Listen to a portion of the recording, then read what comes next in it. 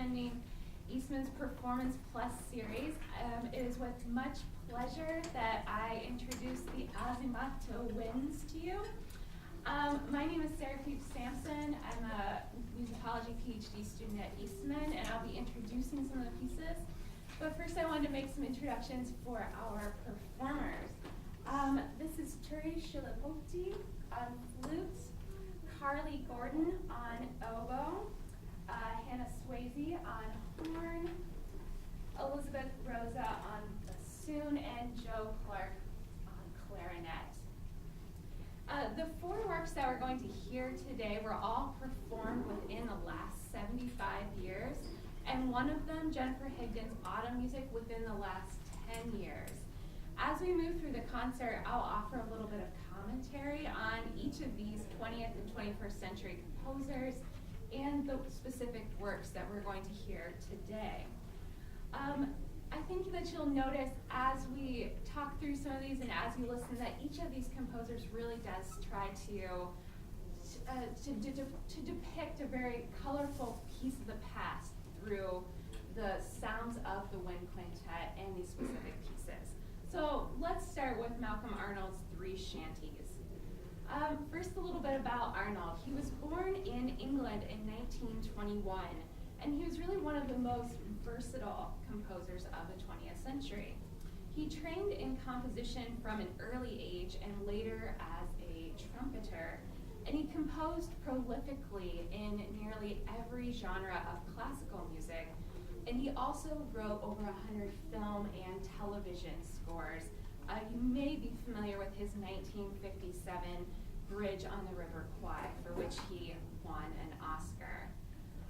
Eventually, though, this strain of trying to navigate between both classical musical world and film music did sort of get the best of him, and he experienced some illness in his life. He stopped composing film music in the 1970s, and then in the 1980s actually stopped composing altogether.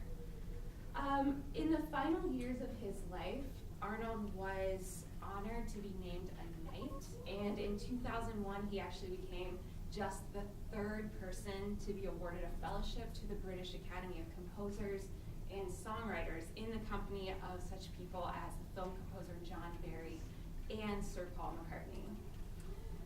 Malcolm Arnold's Three Shanties, which we're going to hear today, are based on three songs of the sea.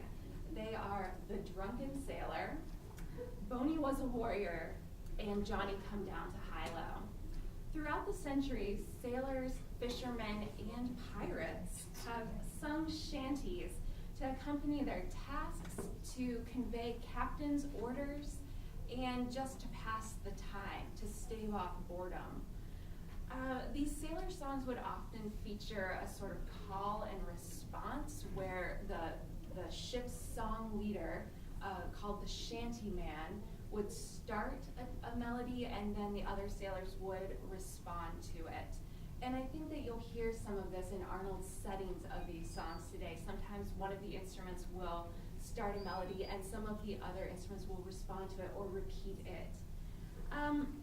Each of Arnold's shanties is based on a song with very colorful, even cheeky lyrics. And the first of these movements, which is based on the shanty The Drunken Sailor, in this piece we see a sailor kind of going through various stages of intoxication.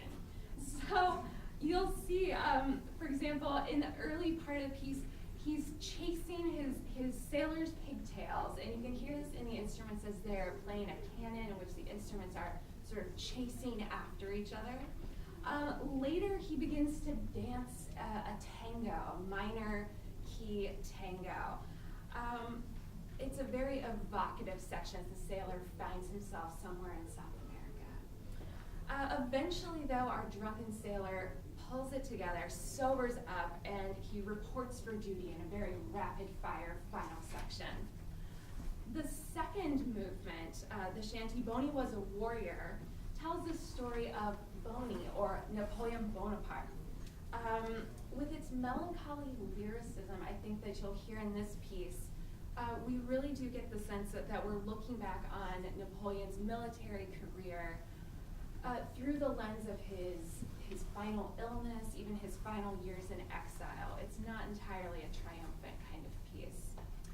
The final movement of this set, which is based on the shanty Johnny Come Down to Hilo, in this movement we return to the fast-paced rhythms and almost the boisterousness of the first movement, just as we might expect in a setting of a song about a sailor's night out on the town in the port city of Ilo, Peru, or as the sailors called it, Hilo.